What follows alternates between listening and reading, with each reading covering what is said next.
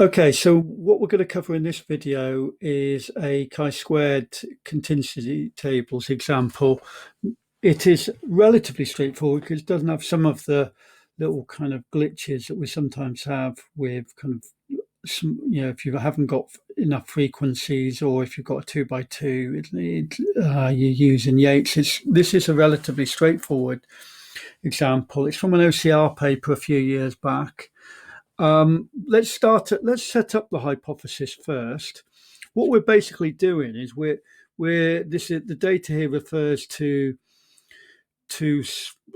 some attitudes towards a particular thing on taxation in the USA, and we might expect that these are not independent of each other.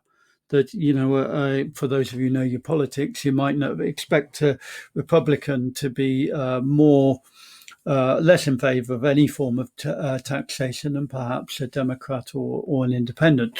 You don't have to know anything about politics, of course, to answer the question. But are these in some ways? Is there some kind of association, or are they independent? What I've just said is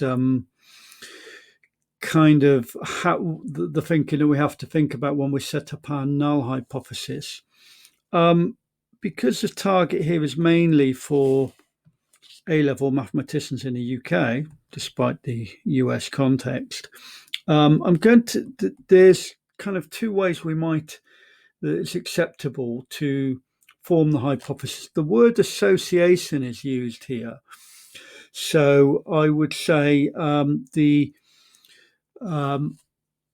first of all, the null hypothesis might be there is no association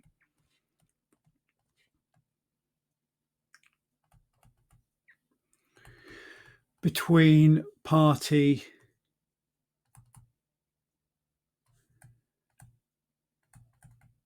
and attitude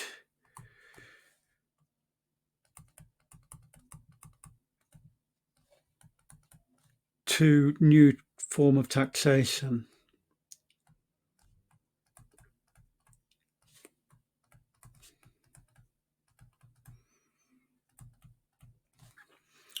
And H1 would be there is such an association.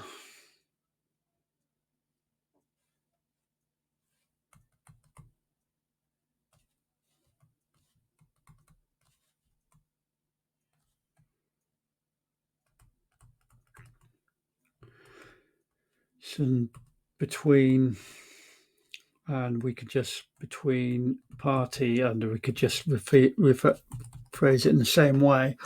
The other way that say it was perhaps more commonly phrased, and perhaps actually a little bit more exact because they're not exactly the same meaning, but is to say the attitude is to actually kind of come with it from the other way and say attitudes to the new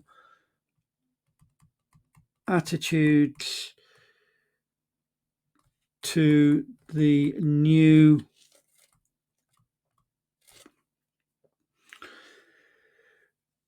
tax policy are independent. So independent being the key word here, to the party supported.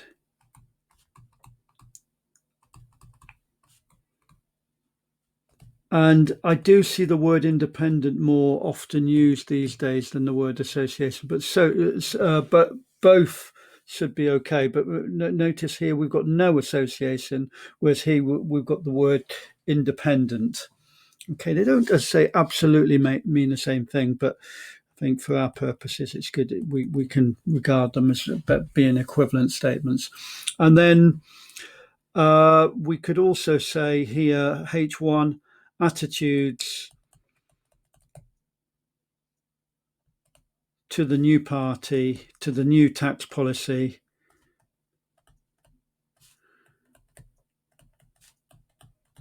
are not independent.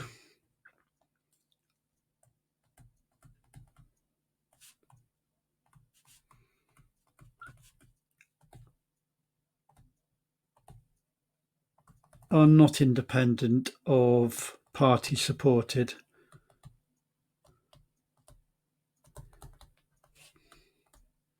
You don't need to write both of those hypotheses. You know, they're kind of roughly equivalent. But I've used the word association here because it's used in the question. But the word I often see more often is independent, which is why I've mentioned it here. Okay, so how do we test this? Well, we got to basically see what would happen with imagine they were independent. So, or there was no association. We need to work out what the expected frequencies would be in such case. These are actually the observed frequencies.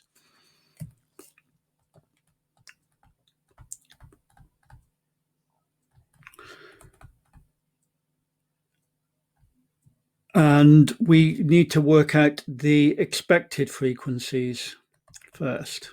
What would happen if there was absolutely no association, or if they were actually totally independent?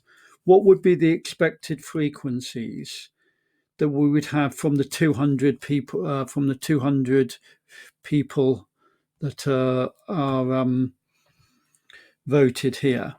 Well, what I might do is I've written that in there. These are expected. What I'm going to do is annotate this diagram here and actually add the numbers across and downwards. If I add these numbers across, I get 90, and add these 40, add these 70, and then add this column downwards. I've got 100, I've got 40, and I've got 60. Just checking that they add to 200 both ways, and they do. 40 plus 60 plus 100 is 200, and 90 plus 40 plus 70 is 200. So I'm going to use these numbers. I'm going to use these numbers to work out the expected frequencies. Okay, so again, these, just to repeat, these are the observed frequencies. We need to work out, which sometimes OI. We need to work out the expected frequencies before we work out our test statistic, our chi-squared statistic. So the expected frequency EI. Let's just write in a table.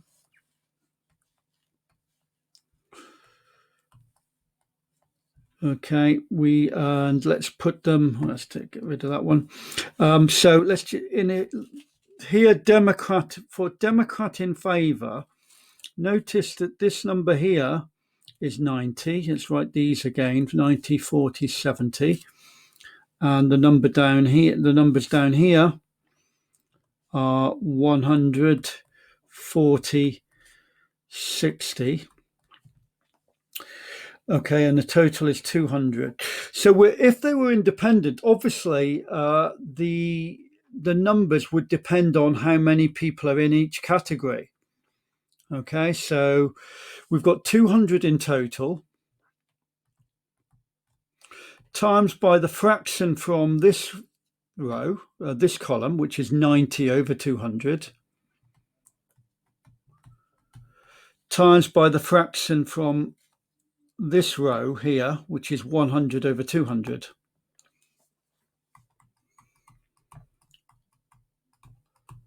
Okay, notice actually the 200 cancels, and we could use some, but we could just use the general formula, which is always the case.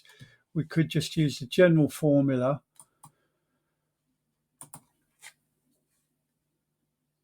which is EI is equal to row total times column total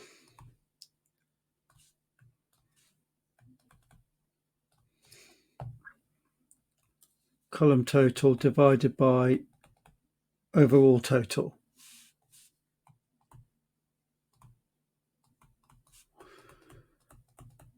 But so basically these are the row total times the column total divided by the overall total.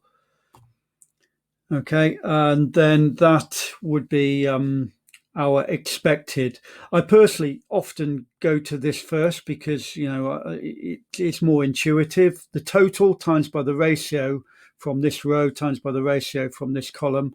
But what you find is one of the totals cancel, so you end up with this formula. So you can use that and go directly to that if you prefer.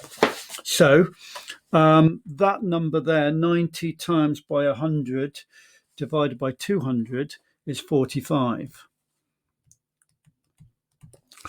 Right, now what I'm going to do is just write in relatively quickly what the other one, how we would work the other ones up. So this number here would be row total times column total. So that's 90 times 40 divided by 200. That gives us 18. And this number here will be 60 times 90 divided by 200, which will give us 27. And this one here will be 100 times 90 divided by 200, which will be equal to 20. I beg your pardon, 100 times 40 divided by 200, which will be equal to 20. And 40 times 40 divided by 200, which will be equal to 8, and so on.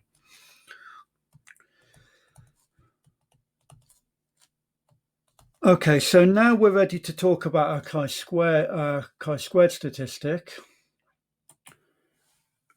which is this thing here. If you think about it, the further away these particular values are from the expected values,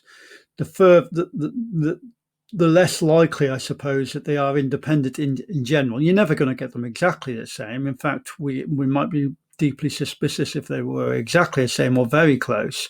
But in general, if the difference between the observed frequency and the expected frequency is high, then we can start saying, well, we don't think they're independent, or we think that there is an association.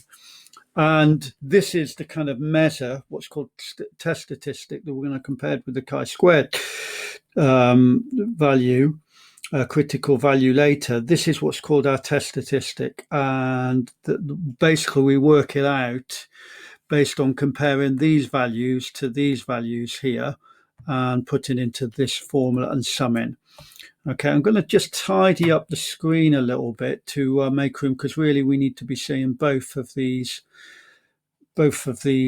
tables in order to actually work what we need out. So, okay, so now we're going to work out our test statistic, and as I say, for each individual part, for each individual cell, we're calculating this and then adding them up. So for Democrats in favour, you've got 58 compared to an expected of 45. Squaring that and divided by the expected, which is 45. Plus for neutral, we've got neutral and Democrat, we've got 16 take away 18. Squared divided by 18, plus then Democrat and against, we've got 27. Well, let's be consistent. We've got 16 take away 27. It wouldn't have mattered if I reversed them, because I'm going to square it anyway, because it's always positive, but let's be consistent. Divided by 27. Okay, and then for independent in favour, we've got 25 take away 20 squared divided by 20, and so on throughout the 9 cells. Okay, so there I've got the calculations I need for the 9 cells. They come to, and you might want to check that you can get all of these values. If you're new to this, you definitely want to be checking that you get these values that I'm writing down now.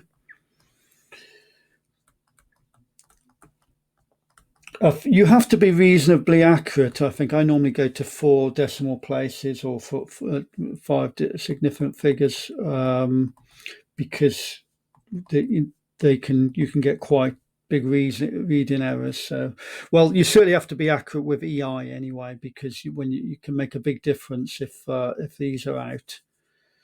So anyway, 20 plus 125 plus 2 plus 0.083.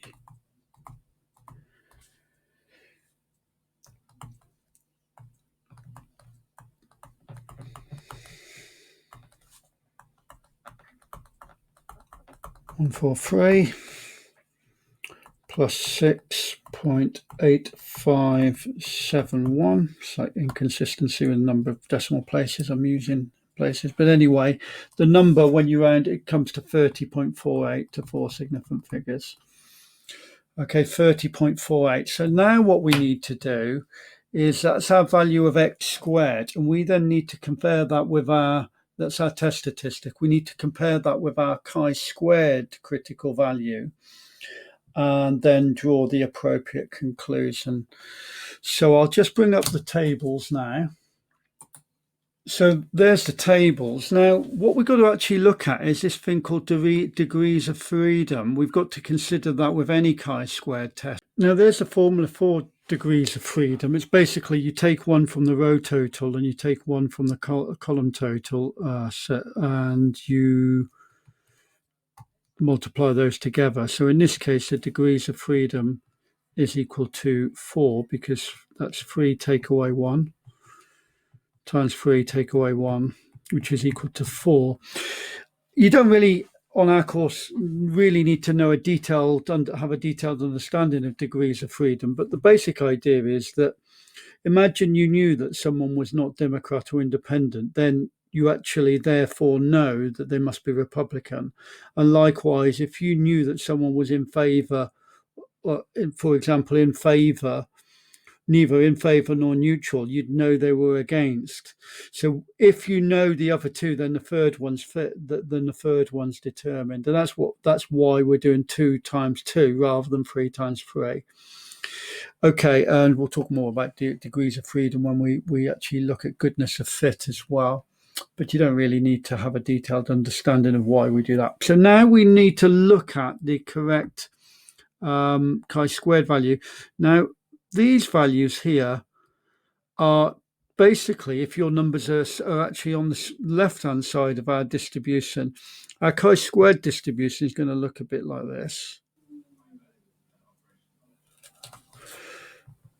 And these numbers here refer to kind of this side of the distribution, almost if the numbers are a little bit suspiciously too close to what would be expected, because randomly, those kind of numbers, if they were bang on or very close, we might be suspicious in the opposite direction, but we're never going to be using those values. And these are ones we're after. And we've got a 1% test, I believe, here. Yeah, it's a 1% test. So we want to be looking for the critical value for 4 degrees of freedom at 1 there. So the critical value here is 13.28. But our actual value is well inside that. We've got a value of 30.48 here. We've got a value of 30.48 here.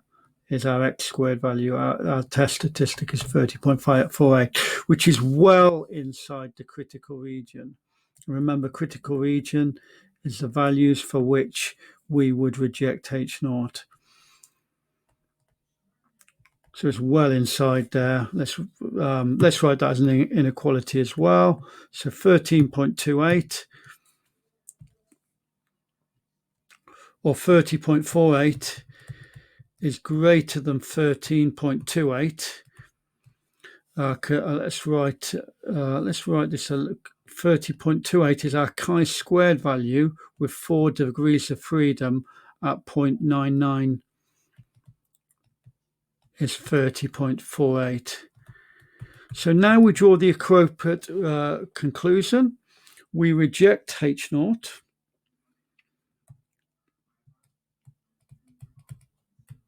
And if we reject H naught we need to give the language of uncertainty. There is sufficient evidence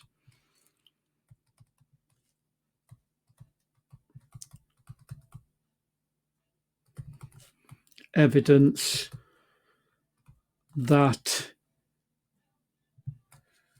there is an association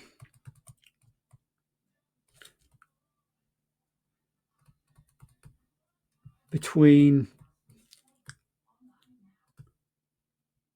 attitudes to tax policy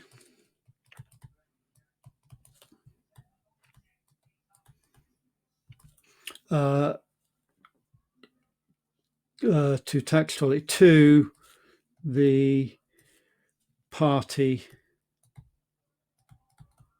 allegiance, or whatever word, for want of a better word, or party voted for. I will say that's using the word association. You'll often see the word independence, so we could also say there is sufficient evidence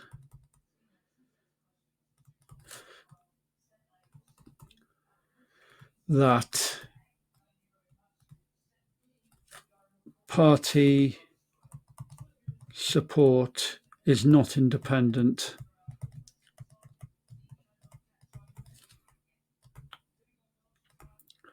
of tax policy. Don't really need to write both of those. I would normally use the language of independence. I think it's stronger, but the actual question used association, so I'm using the word association in this particular question. Okay, so hopefully that is of benefit to you. And in the next video, we're actually going to look at in the next two videos, we're going to look at variations on this, where you have to do make certain adjustments. For example, if we have our expected values are too small, because then chi-squared approximation doesn't absolutely work very well, or when we have a 2 by 2 table when we use Yates correction. So that's coming up in the next two videos.